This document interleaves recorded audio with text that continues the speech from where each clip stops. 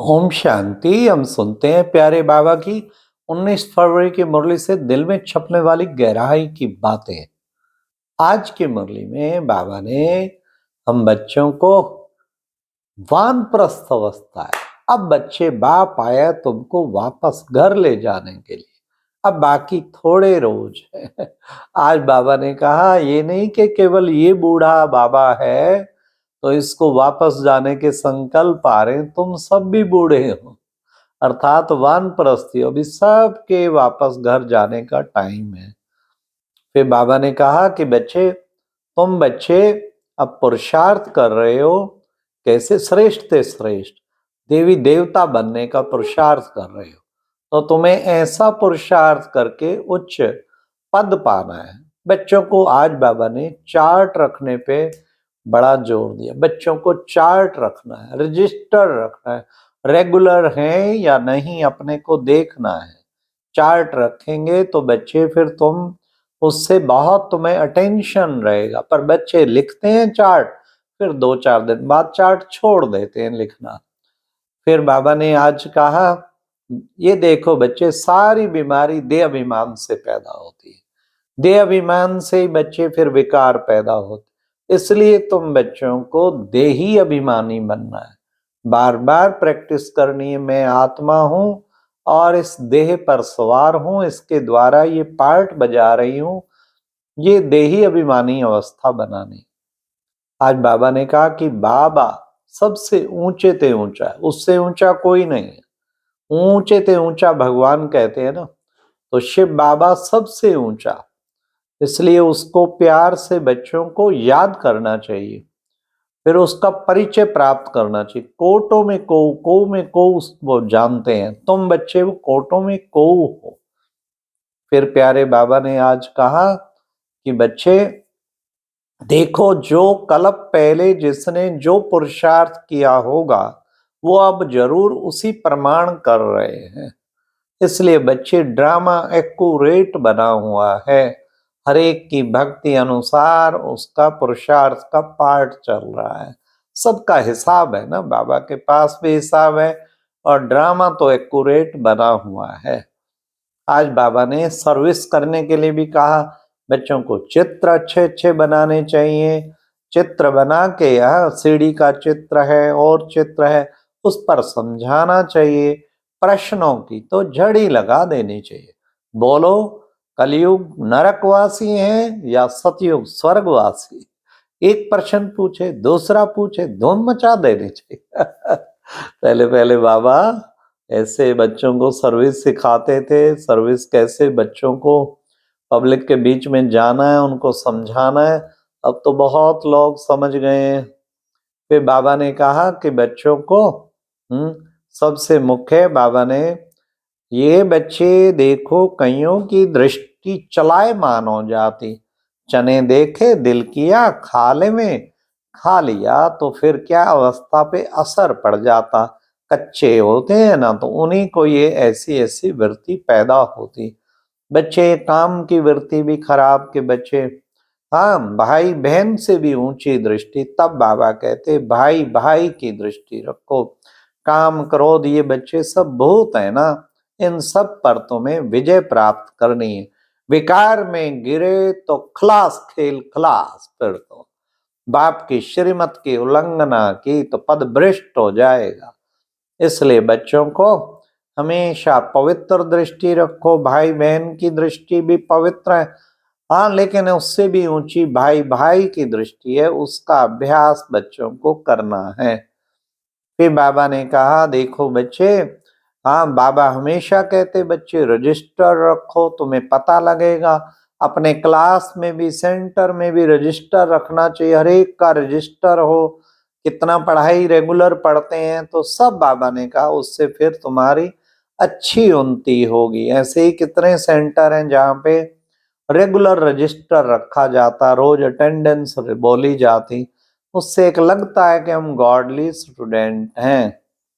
फिर बाबा ने कहा कि बच्चे, तुम बच्चों को अब पुरुषार्थ श्रेष्ठ करना है और साथ साथ बाबा ने विशेष कहा कि देखो बच्चे, अभी तुम क्या बनते हो, अब तुम बनते हो पद्मा पदम पति। बाबा आके तुमको पद्मा पदम पति बनाता है। और बाबा ने फिर कहा कि बच्चे, मुख्य चीज देखो, अंत काल जो स्त्री सुमरे, वैश्या जन्म वल उतरे। अंत काल जो नारायण सुमरे, अंत काल जो शिव बाबा सुमरे, नारायण जन्म वल उतरे। तो इसलिए बच्चे, अंत टाइम में और एक शिव बाबा के सिवाय किसी की भी तुम्हें याद ना आए, इसको कहेंगे सदगति। अगर किसी और की याद आई तो क्या गति होगी, मित्र संबंधियों की याद आई, अन्य चीजों की याद आई तो क्या गति होगी। इसलिए एक शिव बाबा की ही याद आनी चाहिए। फिर बाबा ने कहा कि बच्चे देखो, हाँ, बाबा आके तुम्हें इस वक्त का ये गायन है, अमर कथा सुनाते हैं, तीजरी की कथा सुनाते हैं, सत्यनारायण की कथा सुनाते हैं। अमर कथा माना अमर आत्माएं बनाने की कथा, अमर लोक में ले जाने की कथा, नई दुनिया। और तीजरी की कथा माना ज्ञान का तीसरा नेत्र देते हैं, तो तीजरी की कथा। सत्यनारायण की कथा नर से नारायण, नारी से लक्ष्मी बनाने की कथा। तो बाबा आके अब बच्चों को सुनाते हैं ये। फिर बाबा ने कहा कि बच्चे, तुम बस अपने को आत्मा समझ के बाप को याद करो, इससे तुम्हारा श्रेष्ठ गति होगी और फिर अंत में तुम्हें एक बाप की याद रहेगी। तो इसलिए बच्चों को ये पुरुषार्थ करना है, एक बाप की याद में रहने का पुरुषार्थ करना। तो बाबा बार बार कहा, वाणी से परे जाने के लिए, गोया घर जाने के लिए बाबा पुरुषार्थ करा रहे हैं। वह सभी आत्माओं का घर है।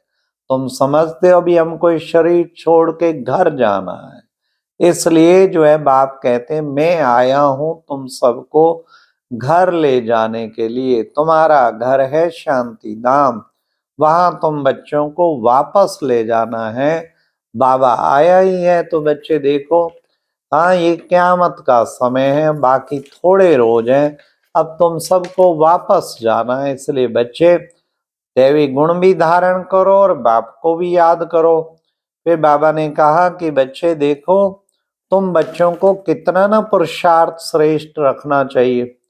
बाबा तो दो ही शब्द, एक ही शब्द बताते हैं, क्या, मन मना भव। हाँ, अपने को आत्मा समझ बाप को याद करना। ऐसी अवस्था हो तो तब उच्च पद पा सको, जो और कोई की याद ना आए। बाबा ने कहा, सतयुग में तो देखो कितना अच्छा होगा, माताएं भी अच्छा खाना खाएंगी, जिससे हमारा भी पेट ठीक भरेगा, तो हमारे अंदर सब कुछ ठीक ही जाएगा। जन्म से ही खान पान सब शुद्ध होता है। तो ऐसे स्वर्ग में जाने की बच्चे तैयारी करनी चाहिए ना। फिर बाबा ने कहा, तुम बच्चों को खुशी होनी चाहिए कि अब हम जाकर स्वर्ग में छोटे बच्चे बनते हैं। फिर लास्ट बाबा ने कहा, बनी बनाई बन रही, अब कुछ बननी नहीं, तो फिर बच्चे काहे की चिंता करें। तो आज बाबा ने वरदान में बाबा ने कहा, परखने की शक्ति द्वारा बाप को पहचान कर अधिकारी बनने वाले विशेष आत्मा भव। बाप दादा हर बच्चे की विशेषता देखते हैं, चाहे संपूर्ण नहीं बने, पुरुषार्थी है, लेकिन ऐसा एक भी बच्चा नहीं जिसमें कोई विशेषता ना हो। सबसे पहली विशेषता तो कोर्टों में कोई की लिस्ट में पहुंच गए हो। बाप को पहचान कर मेरा बाबा कहना और अधिकारी बनना, ये भी बुद्धि की विशेषता है। परखने की शक्ति, श्रेष्ठ शक्ति ने विशेष आत्मा बना दिया। ठीक है, तो बाबा ने आज स्लोगन में कहा, श्रेष्ठ भाग्य की रेखा का कलम है श्रेष्ठ कर्म, इसलिए जितना चाहे उतना भाग्य बना लो। इस पर एक किताब भी एनिमेटेड उसकी मैं द्वारा लिखी हुई, इतनी अच्छी किताब है, श्रेष्ठ भाग्य की कलम श्रेष्ठ कर्म कर्म। तो उसमें कितना अच्छा, उस किताब को कोई पढ़ लेवे, बड़ी सस्ती सी 20 रुपए की किताब है, लेकिन इस किताब को कोई पढ़ ले तो कभी भी उसको किसी के लिए ख्याल क्या क्यों कैसे नहीं आए, क्योंकि ये कर्मों का हिसाब किताब है। श्रेष्ठ भाग्य की कलम कर्म, इसलिए अपने कर्मों के कारण ही उसमें प्रैक्टिकल कई उदाहरण दिखाए हैं कैसे कर्मों का खाता मनुष्य को भुगतना पड़ता है। अच्छा, ओम शांति। ये थी आज की मुरली से दिल में छपने वाली गहराई की बातें। ओम शांति।